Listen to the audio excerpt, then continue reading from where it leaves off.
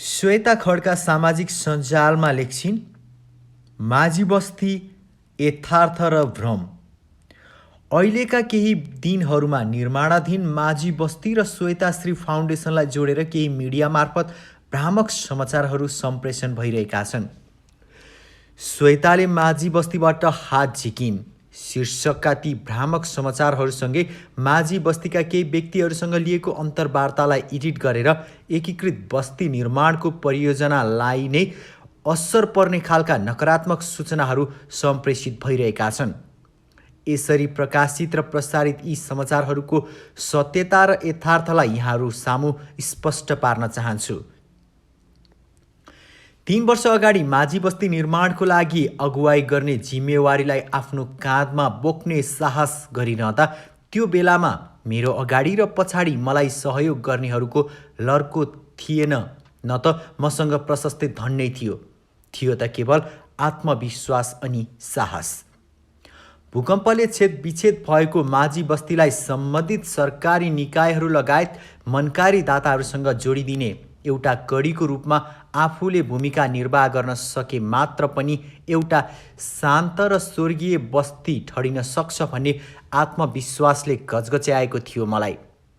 त्यसकै परिणामस्वरूप राष्ट्रिय पुनर्निर्माण प्राधिकरण, बागमती प्रदेश सरकार लगायतका सरकारी निकाय र विभिन्न बैंकिङ संस्था, मनकारी दाता तथा सहयोगी व्यक्तिहरूसँगको हातेमालोले आज एउटा सुन्दर बस्ती निर्माणको कार्य अन्तिम अवस्थामा पुगिसकेको छ।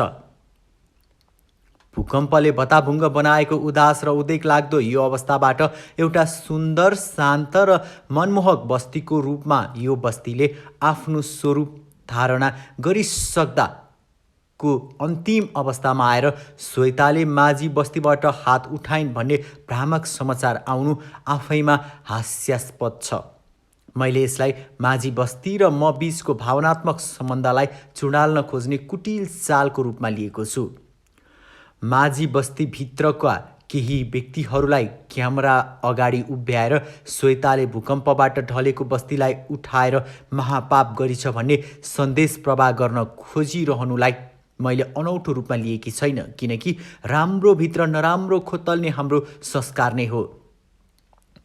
53 घरधुरीभित्र बस्ने 322 जना जनसङ्ख्या मध्येबाट केही सीमित व्यक्तिलाई क्यामेरा अगाडि उभ्याएर मलाई दोषी साबित गर्न खोजिँदै गरेको सत्यलाई मैले बुझेकी छु।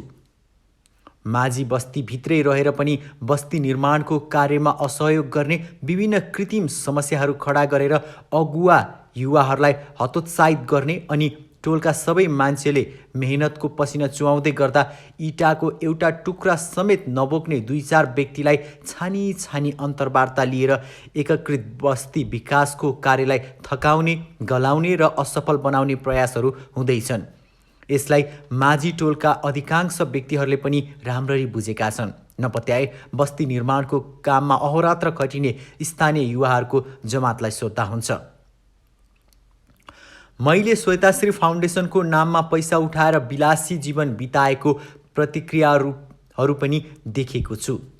तर जसले मलाई फाउन्डेसनको नाममा पैसा उठाएर त्यसको गलत प्रयोग गरेको प्रमाणित गर्छ, त्यो प्रमाणित भएकै दिन जुत्ताको मालासहित कालो मोसो दलेर माझी बस्ती परिक्रमा गर्न तयार छु। तर फाउन्डेसनले कुन तरिका र कस्तो प्रक्रियामा कार्य गरिरहेको छ त्यसको बारेमा झिनो जानकारी समेत नलिई एकलौटी रूपमा आरोप लगाउनु कत्तिको जायज हो। यही आरोपलाई झुटो साबित गर्नका निमित्त म यथाशीघ्र प्रेस मिट आयोजना गर्नेछु र मलाई खेद्ने, लखेट्ने र विचलित तुल्याउने खेलको सप्रमाण पर्दाफास गर्ने नै छु। हिजो माझी बस्तीले आर्थिक अभाव झेलेर निर्माणको काम रोकिँदै गर्दा चुइक्कसम्म नबोल्नेहरू अहिले मतिर फर्किएर प्रश्न गर्दैछन्, तैँले त्यो बस्तीमा के योगदान गरिस्? मैले बस्ती निर्माणको काम रोकिँदै गर्दा व्यक्तिगत रकम रु 32 लाख दिएर काम सुचारू गरेको छु।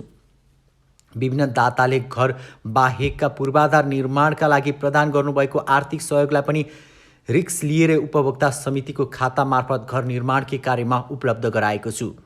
राष्ट्रिय पुनर्निर्माण प्राधिकरण मार्फत माझी टोललाई बजेट मिलाउन प्रपोजलको फाइल बोकेर 100औं पटक सिंहदरबार धाएको छु।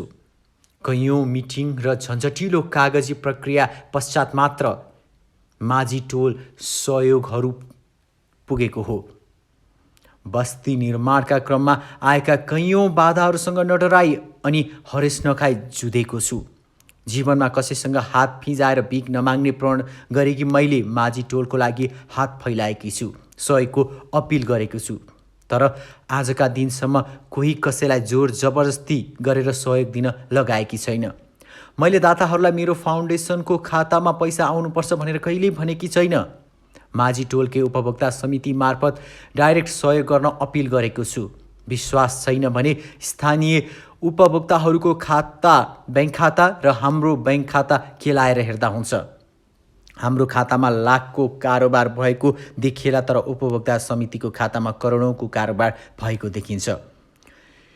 यो परियोजना माझी टोललाई जबरजस्ती लादिएको परियोजना होइन भन्ने बुझ्नलाई स्थानीय उपभोक्ता समितिसँग भलाकुसारी गर्नुपर्ने हुन्छ।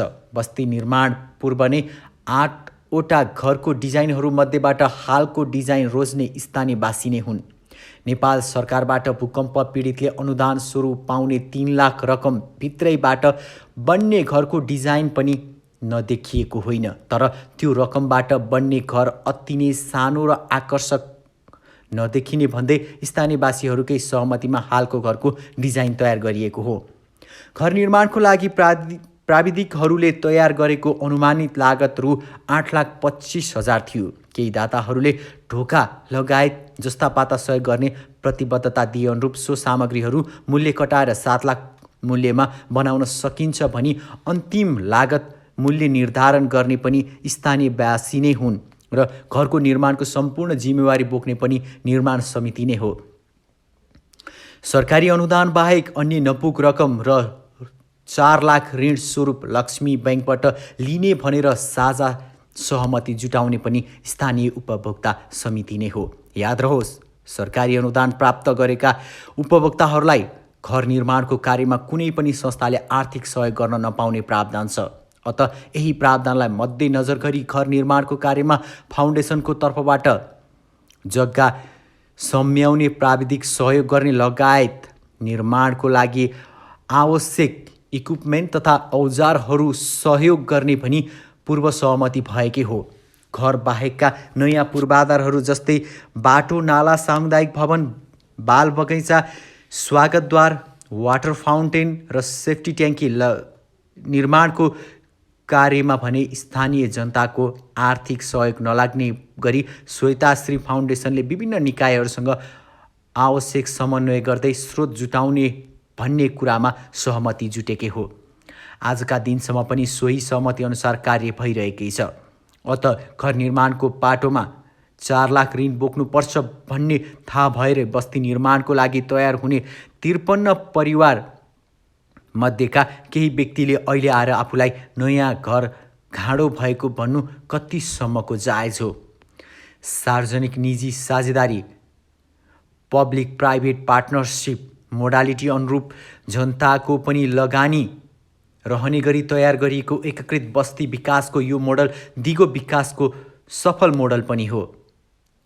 एनजिओहरूले सबै कुरा गरिदिनुपर्छ भने परनिर्भरताको सोचलाई चिर्नको लागि जनताको सहभागिता र लगानीलाई आत्मसात गरिएको हो।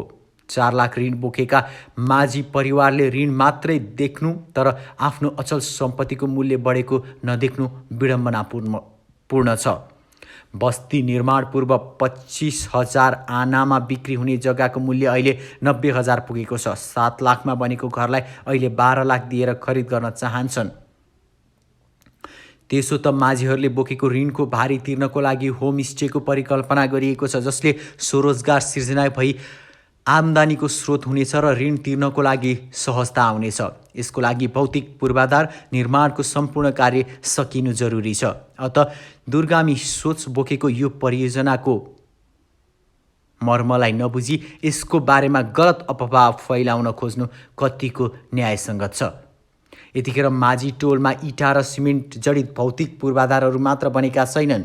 बस्ती बन्दै गर्दा मानसिक रूपमा र पनि सशक्त बन्दै गएका स्थानीयवासीहरूले आफूमा आएको मानसिक र बौद्धिक विकासको मूल्याङ्कन गर्नु पर्ने हुन्छ। बनाएको घर भत्किन्छ तर मानसिक सशक्तिकरण कहिले भत्किँदैन। अत बन्दै गरेको माझी बस्तीलाई सम्मान गर्नु मेरो धर्म अनि कर्म हो। मैले अपिल गरेको आर्थिक सहयोग नजुटे पनि त्यो बस्तीलाई सम्पन्न गर्ने मेरो जिम्मेवारी हो। म मेरो जिम्मेवारीबाट विमुख हुने छैन। माझी टोलबाट हात झिकी भन्नेहरूलाई म एउटै सन्देश प्रवाह गर्न चाहन्छु। जबसम्म मेरो श्वास चलिरहन्छ माझी बस्ती मेरो मन मस्तिष्कबाट हट्ने छैन। मेरो अन्तिम इच्छा, म मर्दा मेरो लासको चिता पनि माझी बस्तीको आँगनमा रहेको इन्द्रावती बगरमा बनाइयोस् र मेरो अन्त्येष्टि त्यहीँ गरियोस्। उही तपाईँकी छोरी चेली श्वेता खड्का। श्वेताले यो फेसबुकमा लेखेको स्ट्याटस हो। यो सँगै यस्ता फोटोहरू पनि उनले पोस्ट गरेकी छिन्। माझी बस्तीको यो फोटोहरू उनले पोस्ट गरेकी हुन् सामाजिक सञ्जालमा।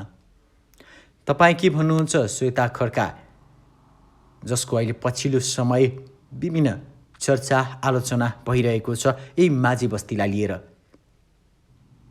तपाईँ जे भन्नुहुन्छ जस्ताको त्यस्तै आफ्नो अमूल्य प्रतिक्रिया दिन नबिर्सिनुहोला।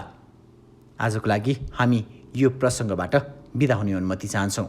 हस्त नमस्कार।